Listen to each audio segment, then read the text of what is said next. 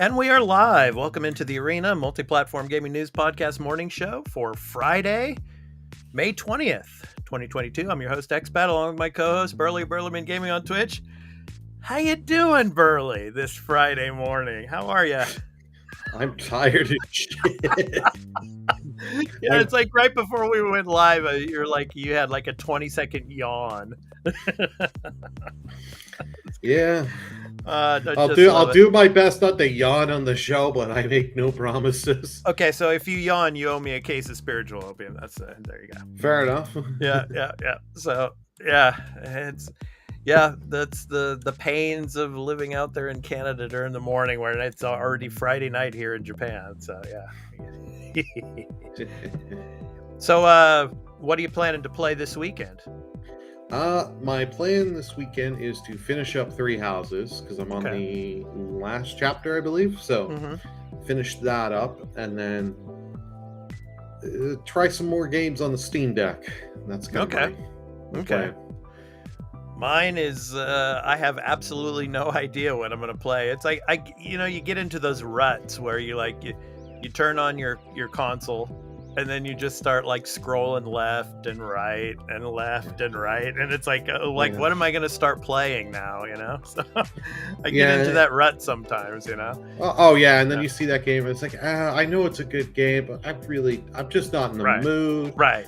Do I want to sit here? Yeah. Right. And then, of course, all the TV shows and stuff, that I want to catch up on and watch and everything else. But, of course, we have all of these game shows coming up pretty soon. So, because June's right around the corner. So, I want to play some more of these games to get ready for what might be announced and all. So, I'm excited for that.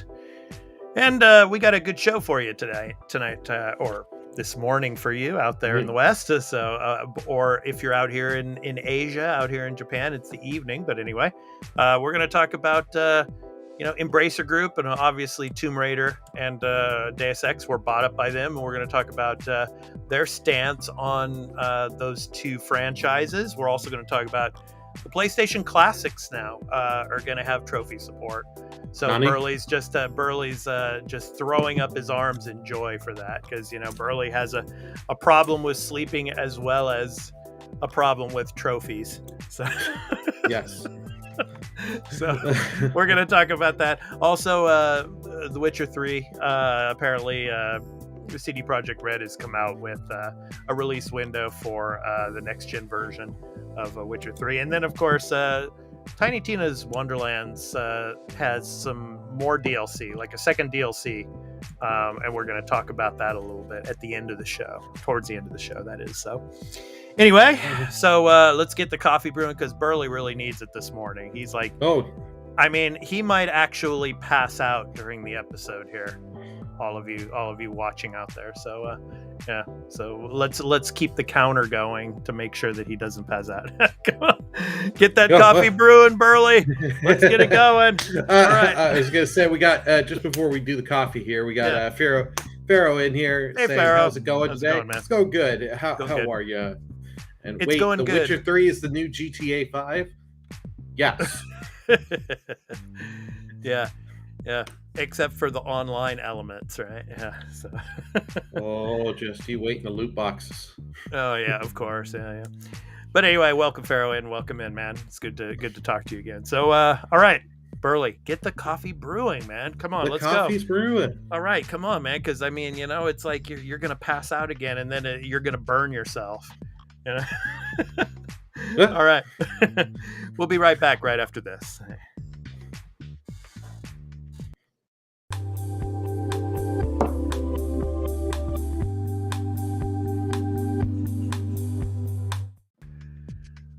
All right, Burley, which of these 2 franchises do you like better, Tomb Raider or Deus Ex?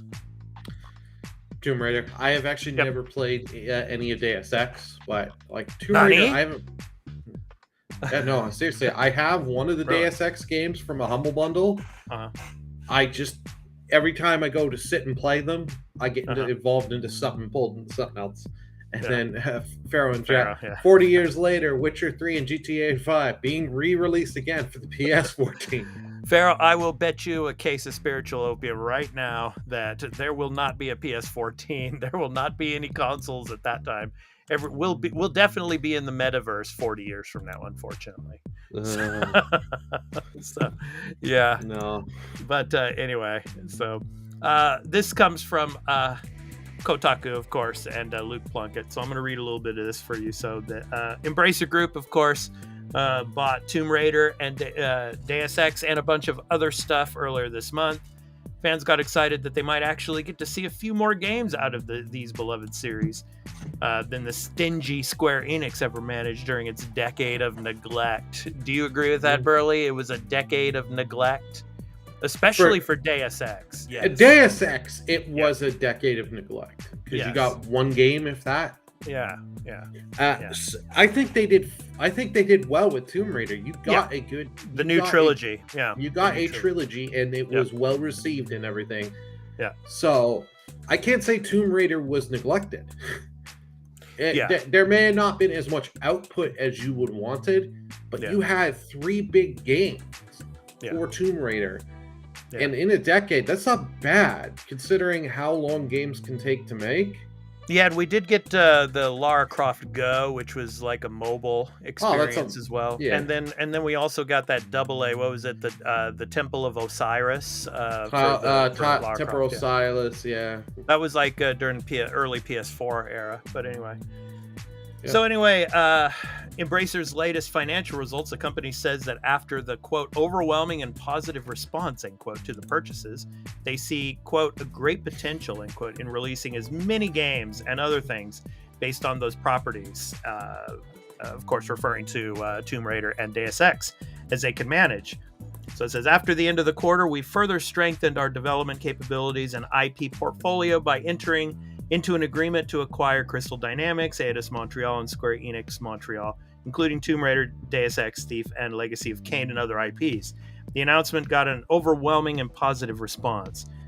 We see a great potential not only in sequels, but also in remakes, remasters, spin-offs, as well as transmedia projects across the group. So my question to you, Burley, is do you think we will see remasters of the new Tomb Raider trilogy and some of the Deus Ex games before we get an actual new game? I wouldn't be surprised. They're just a quick, if you want a quick, easy way to make money, just remaster and be like, the better loading for the PS5 and Xbox. Deus Ex, Deus Ex is in a weird thing because it hasn't had a game in a while. So I don't know. Do you just make a new collection, update them, and make like a Mass Effect Legendary collection, give them some enhancement and updates, and put them out? I wouldn't be surprised to see. Yeah, I would love to see remasters of the new Tomb Raider trilogy. Tomb Raider, and then Rise of the Tomb Raider, Shadow of the Tomb Raider. Those would be really cool, I think. But I don't know. I really think they should, instead of the remasters, just focus on a new game. If they can. I mean, if they've already started doing it, I mean, that would be cool. They could do that, but the problem is they just spend all this money. Do you want to spend another like $50 million? What I'm just throwing $50 million out to start development on a new game for each franchise, or would you rather spend $2 to $5 million? You can quickly get a new remaster package out this year, or get it out and quickly sell. I'd say do both. I mean, you get the remasters out quicker, obviously, but I mean, start on both. I mean, get teams working on something, on like both projects if they could. What I would hope they kind of do is they go to the fans and ask them, what do you want? Try and get fan feedback to see what they want for new games for each series. We got a few things here in chat. Deus Ex Original was phenomenal. Did not like the console game as much as played the original on PC was much better. Yeah, I've heard it's much better on PC. Yeah. The latest Tomb Raider games visually looked amazing. Still not played them though. They're great games. I haven't played great through games, the first. But the second and third were great games. Yeah, I liked Rise, the second game, the best of the three. But Shadow of the Tomb Raider also is amazing. Shadow got a little shit on more than it should have, in my opinion. Right. I remember so many people, they're like, oh, it's not as good as Rock. I was like, it may not necessarily. I liked it a lot. Yeah, well, I think they spent. Well, I don't want to spoil anything because Pharaoh hasn't played them. So I mean, I think that I think the second game was probably the best story wise. But anyway, play them, Pharaoh. They're really good. I really enjoyed them. So I played them both on Xbox and PlayStation. So all right. So anyway, let's go ahead and move on to our next story. And the next story, of course, is one of Burley's personal favorite stories because he does have a problem, which is, of course, getting trophies. He's a trophy hunter. So we're going to get to that right after this. So stay tuned. Got that? Yep. Drone's initiated. Ready? All right, here we go.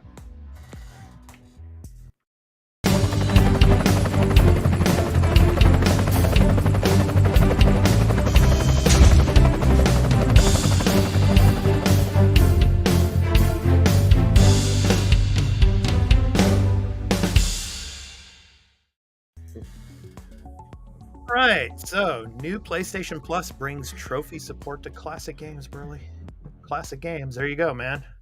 So this is from Polygon.com and ONS Good, so I'm going to go ahead and read some of this for you here. So SIE, Sony Interactive Entertainment, Bend Studio, makers of 1999 Siphon Filter for PlayStation, said on Thursday that their landmark third-person shooter will have trophy support when it relaunches on modern consoles through the new PlayStation Plus subscription service later in June. The by the way note shared on Twitter means it's likely other PS1 classics will have trophy support as well. So indeed, Sony Interactive Entertainment was awarded a patent in March 2021. That might be a coincidence there, maybe not, but anyway. For a software system that would, using emulation, detect triggering events and award trophies to players on modern consoles. So, Siphon Filter is among the library of original PlayStation games that will be available to subscribers at the topmost premium level of the PlayStation Plus service, which launches in Asia on May 24th, Japan, here, yay, on June 2nd. Aha, we get it before you guys. Yeah. Just kidding. North and South America on June 13th, and Europe, Australia, and New Zealand on June 23rd. Other classics coming to PS Plus premium subscribers include the Jak and Daxter series, Siren, the Dark Cloud games, and even some third-party remasters of PS3 games like BioShock. The new PlayStation Plus is effectively a combination of SIE's existing PlayStation Now games, streaming, download subscription service, and the PS Plus subscription necessary for online multiplayer since the PlayStation 4's launch. So I'm not going to get into that because, we discussed that in a previous episode. So Burley, do you really care about this? No, but I'm going to get to our chat comment here. Yeah. Spoil it away. Don't phase me. Forget by next week. I don't remember my own name most days. Pharaoh. No, Pharaoh, we can't do that because then again, there's people video on demand and they'll watch. And if we spoil something, then But if you're into your explorative adventure kind of games, story based, Tomb Raider, I can highly recommend those games. Yeah. But to go to this, I am a trophy hunter. I have 114 platinums. Yes, I know I have a problem. This is something I didn't care about. Like, this is something I don't need trophies on these classic games. Yeah. Because now the problem is with my damn OCD on this shit. Yeah. I'm going to be trying out a game. Oh, I got one trophy in here. Now I got to go. Now I got to play more and get more in here. I have one. Hey, you're a smarter man than me. There you go, man. I have a problem. Well, I can see this might be something that PlayStation Plus subscribers might be interested in, especially if they already have this game or any of these classic games, I should say. And they had played them in the past and they had some like trophies and they wanted to go back and try to 100% the games. I mean, in that sense, I would probably, if it were me, I would probably be interested in doing that. But since I really don't have much interest in trophy hunting, I mean, if I get trophies, that's fine. That's great. If a trophy pops up, wow. But I mean, am I really going to sit there and map through all of the trophy list and spend all of that time trying to pick up all those particular trophies? No, but I mean, like I said, I can see players that have previously, like maybe 20 years ago, that played these games, and they had like 10 or 15 trophies in that game or whatever, and they needed 5 more, but they never got back around to playing it. Well, now they have a chance. So, in that sense, I think it would be a good thing to have. So, well, this is Sony help selling their service. Let's be honest. Yeah. They know there are the people, they buy the games to get trophies and stuff. This is them to help sell their service and to help market it to trophy hunters. And this will help them. Right. Pharaoh is one. Was on International Championship Cricket 2010. Was that a good game? Nice. Yeah. So yeah, there's a Pharaoh. There's a bunch of teachers I work with out here in Japan. They're from like the UK, and they're into their cricket. Yeah, they love cricket. So cool. Yeah.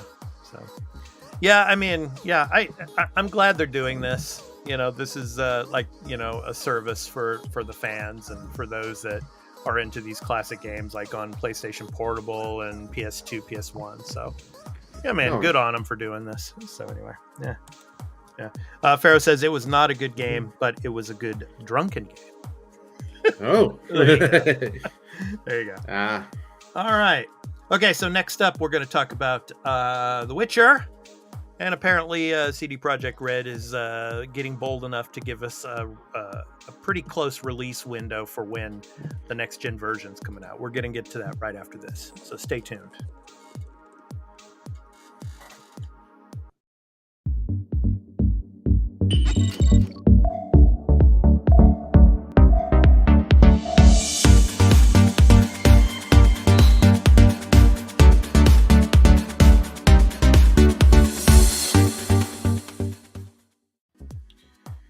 All right, so The Witcher 3 next-gen version launches late 22, CD Projekt Red says. But Burley, December 31st, 2022. Yeah. That's probably when we're going to get it, if at all this year. Yeah. I don't know, man. I don't know. But anyway, I'm going to read some of this. This is from ONS Good again over at Polygon. So, Witcher 3 Wild Hunt's current generation version for PlayStation 5 and Xbox Series X and S will launch in the last quarter of this year, CD Projekt Red announced on Thursday. The announcement follows news in April from CD Projekt executives that it had taken development of The Witcher 3 Wild Hunt Complete Edition back from Saber Interactive and delayed the game out of its original launch window for the first half of 2022. Saber Interactive had developed The Witcher 3 Wild Hunt Complete Edition for Nintendo Switch, which launched in October 2019. And I would be really interested, Burley, to know how many sales units of Witcher 3 sold for the Switch. I think it actually sold quite well. Okay. Because there were so many people that wanted to play this on the go. Uh-huh. Even though it was let's just say, a downgrade in performance. Yeah. And version. Yeah. There were people I knew that bought this. Just to get it because they could have portable. And that was the benefit of the Switch. But now you got the Steam Deck. Right. So anyway, the article goes on. In a call with investors on April 13th, Michael Nowakowski, CD Projekt's executive in charge of business development, denied that the update, quote, is in some sort of development hell, end quote, because, they were taking it back over from Saber Interactive. So, quote, there's been a lot of insinuation that we're going to launch in June of next year, 2023, or something like that, end quote, he said. Quote, that's completely not the case, end quote. The April delay announcement followed news in March that the next Witcher title was in development and that it would use Unreal Engine 5 as part of a, quote, multi-year strategic partnership with Epic Games, end quote. Witcher 3 Wild Hunt is the most critically acclaimed game in the 15-year-old franchise's history.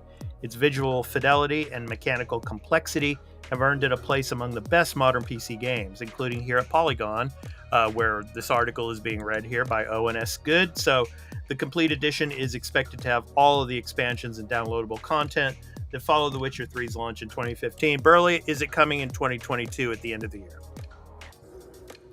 Oh, hell no. I like we said when this thing got announced, when they were taking it back over, they were taking this back over because they knew if they do not get the launch of this correctly, they are going to get killed. Well, because let's be honest, if you sell this, because there are going to be people that haven't bought it on the PS4 or Xbox One. Yeah. If you buy it for the series or the PS5 or the new version on PC, if it does not come out well, and it comes out a buggy mess, you don't think, because this is Witcher, not Cyberpunk, they are going to get killed on this. So they are wanting to make sure they get this thing out right. Yeah, I mean, look, I played Witcher 3 Wild Hunt on PS4, and it ran well. I didn't have any problems with it. So, I mean, I just, it's hard for me to fathom that the PS5 version would have just a buggy amount of, like, you know, an assorted amount of bugs and, you know, become a buggy mess. I just don't see it, man. I mean, but you're going up to a new hardware, new architecture and all that. Yeah. Right. There's gonna be stuff, like, I am not a programming guy. Like, I know a little bit, but you're changing certain things and stuff like that, and to take advantage of the hardware, the SSDs and stuff, that's gonna take coding and all that, and you have to sit and be like, okay, we did this, but oh shit, Bob put an extra semicolon here. And now, and Burley spilled his coffee on it. Yeah, Gerald's walking like this, side to side, because, like, I just I know it's technically it's easy work, but there's still work on this, and you have to get it right on every platform. Yeah, because, like, they could, let's say, have it done for the PlayStation and the Series X, but not have it done for the PC. Be like, okay, PC, we're encountering too many bugs because we need to make sure, even though because you've got to have it running for all these different architectures. And so, is that the reason you think it's gonna come out in 2023 and not 2022? I think it's just coming in 2023 because they're gonna realize when they get it close, when we get close to December, it's gonna be like, oh crap. Do we throw this out in a bad state like we did Cyberpunk in December, or do we go early next year, come out where we know it's going to be like perfect? I think there's too much bad memories for them in the holiday of 2 years ago. Carl, the co-host. Hey, Carl. I'm with Expat. I'm not worried about the bugs for this upgrade. I'm not saying it will be buggy, but the problem is they've got to do a little bit of work, and I think they know they're under scrutiny for it. I mean, look, if it comes out a buggy mess, I mean, I'm going to be jumping down their throats. All right, look, I mean, there's probably going to be bugs anyway, Burley. I mean, there's going to be bugs in the game, and like for example, when you kill someone and they're like dangling, or their like arm is like sticking in the wall or something like that, you know, on an occasion. Well, we all get those little funny. We bugs all get those type of bugs, yeah. Yeah, so, those I don't care. Those I make Twitch clips and we just have a laugh and all that. Yeah. So I mean, I think that's primarily what we're gonna get out of it. I mean, but the crashing types, I don't know. We'll see. But I like I said, I played it on PS4. I mean, hopefully the PS5 version is just as stable. I'm not so worried about it. But anyway, we'll see. All right. So next up, Tiny Tina's Wonderlands gets another DLC, and Burley has some things to say about that. We're going to talk about that right after this, so stay tuned. Great.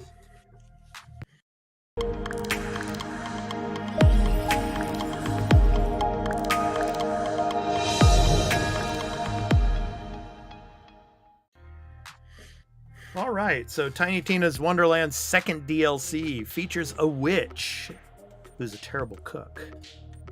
So let's get to this. I'm gonna scroll down. I'm gonna play the trailer for you that's on the YouTube clip here. So while I do that, Burley's gonna talk about this DLC, and he has some one of our other members in the Discord and everything said some things about this, right, Burley? So take it away, man. Yeah. So from fellow streamer Kill Till Dawn, he has the season pass for this game. It's called Gluten's Gamble. Yeah. It is dropped, and it's dropped quick, and like the first DLC, saying it's very short. Mm-hmm. There are 4 stages of them. 3 of the 4 you don't even have to fight in. And in the final bit, the boss, you cannot be melee. Though the whole DLC is giving you weapons and pushing you on to do melee. Giving you all melee equipment and stuff like that. Mm-hmm. Okay. So it's like, if you're giving me all this, you're pushing me to use this, but I can't even use it on the boss for this DLC. Huh. So this is the second DLC for Tiny Tina, and it's not being well received so far from what I've heard. And I believe Kill on this because he plays a lot of these Borderlands games. Yeah, shout out to Kill Till Dawn. Yeah, the great guy. So yeah. I don't know, man. It's kind of hard to tell from this trailer. I don't get, like, this game launched, what was it, like 2 months ago? We've already had 2 of the 4 DLCs. Yeah. Tina's Wonderland. Okay, let's see. When did it exactly launch? March 25th. March 25th. Okay, yeah. So under 2 months, we're almost at the second month point. We've had 2 DLC content drops, and they are short. Like the first one, people have found it, you can beat it in 10 minutes. Wow. And they're charging like $10 a DLC. Like it's like I don't know. So if you're wanting to play this game, from what I'm kind of hearing from people, is buy the base game, don't buy the DLC. The DLC is not worth it. Or wait for that season pass to go have that flash sale on a PlayStation or Xbox or PC flash sale. That's probably the best bet. Yeah.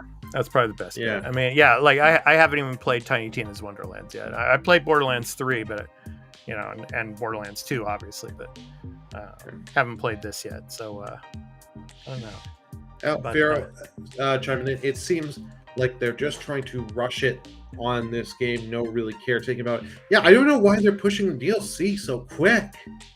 Yeah. Like 2 months out, you give the first one and give like a real bit of content.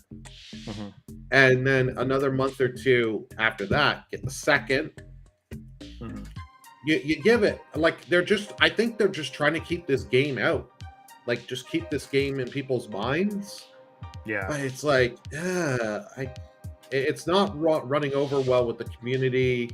And I don't see anything positive on this DLC, so it's not looking good. Pharaoh says it's almost like Activision made it.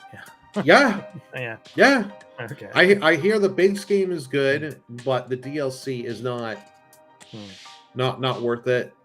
So I'm gonna stick to trying the game through the trial with the PlayStation service, because this game does look appealing to me. But I do not want to pay because here in Canada, because of the next gen tax, if I want this on my PlayStation, over $100. Just for the base game, no DLC. So crazy. It's like, the DLC is another $60 for me. Okay, Burley, quick question for you, and maybe Pharaoh and Carl can chime in as well. What is the best DLC content you've played this year of any game? DLC content that I've played this year. Yeah, for me, it's obvious. Let's see. Pharaoh says you can hear the creators of it in the background. Jerry Maguiring it up. Show me the money. Gotta make that money. Yep. For me, obviously, the Kaito Files has been the best DLC content I've played this year. How about for you, Burley? I haven't really played much DLC this year. Wow. I do want to get to the Kaito files. I just need to finish Last Judgment. Yeah, you need to get back to it. You really do, because you're See, going to here forget they're all about this, the money. Yeah. But like, actually, the only real DLC I played this year was the Pokemon one for Legends Arceus. Okay. That was good. It was good. It was just a short free DLC they gave. I see. Pharaoh says the Witch Queen on Destiny 2, even though I died on the boss fight to a small glitch. Okay. Yeah. And Carl, if you're still with us, what DLC did you play this year? What did so far in 2022? What is the best DLC content if you played any? So, yeah, I'd like to know. So, but and my DLC second I played. Maybe Fire Emblem 3 Houses. That was great. Okay, and my second favorite DLC content this year that came out was the Assassin's Creed Valhalla, Eivor versus Cassandra. Yes. Go Cassandra. Well, yeah. So the Eivor and Cassandra team up. Yeah, that was pretty cool. So, yeah. And then in Assassin's Creed Origins as well. So, or at the end of, Odyssey, there's some DLC content in Odyssey, but you get a little kind of a teaser at the end there. Kind of goes back to Assassin's Creed Origins in a sense. So if you have not played that, please play it and check it out. It's really cool. So good stuff. All right, so that's going to do it for this edition of the morning show. But before we sign off, just a couple of quick programming notes. Of course, our next episode of the Arena Multiplatform Gaming News Podcast, we're going to be recording that tomorrow. Myself and Burley and Carl. So episode 87, our Summer Game Fest, the Jeff Keighley event. We're going to be giving our predictions of what we think we're going to see at the Summer Game Fest event. So opening night live. There will be games shown. Yeah, Burley. Of course, there are going to be games shown. Of course, there are. Smart ass. Yeah, of course. You smart ass. So anyway, the Summer Game Fest opening night live, we're going to give our predictions for the opening night live show. So stay tuned for that. And then, of course, on our Marvel show, we're going to be giving our spoiler review of Doctor Strange and the Multiverse of Madness. So we're going to be recording that as well tomorrow. So stay tuned for that, for the Marvelous Marvel Discussion Arena, that we're going to give our spoiler review on the Doctor Strange 2 film. So, yeah, stay tuned for that. Of course, that will go up to our Patreon in early access. And then after early access, it will go to our YouTube channel, The Arena Productions. So stay tuned for that, man. It's going to be good. I'm really excited to talk about this film, and I'm excited to do episode 3 of Star Trek Strange New Worlds this coming Monday with you, Burley. So looking forward to that. So yeah, good stuff, man. Good stuff. So episode 87 of the podcast and our spoiler review of Doctor Strange in the Multiverse of Madness. And I do have a little breaking news. Assassin's Creed Origins Game Pass release date just got announced. And it is? June 7th. Yay! Tuesday, June 7th. There you go. Alrighty. So I'm sure Carl will be talking about that tomorrow on the podcast as well. So when he does his segment on Game Pass releases. So we shall see. Yeah, we'll look forward to that. So yeah, June 7th. That's good. Awesome. All right. And so we'll probably, June 7th, and then the Xbox showcase is on the 12th. So yeah, I'm sure they're probably going to have some images of that or some little quick footage of that. They're probably going to give their montage of all the upcoming, Game Pass titles in June, as well as, probably moving forward. So I'm sure that'll probably be a part of that. So anyway. All right. So I want to thank Pharaoh for coming in. I want to thank Carl, Turn-Based Carl, our other co-hosts on the Arena Multiplatform Gaming News Podcast, for coming on in. And all of you that watch in video on demand, thank you so much. We really appreciate all of you. And thank you so much for your support. And please go and check out our Patreon, of course, and our YouTube channel. Patreon, of course, the Arena _podcast, and of course, the Arena Productions Patreon and YouTube.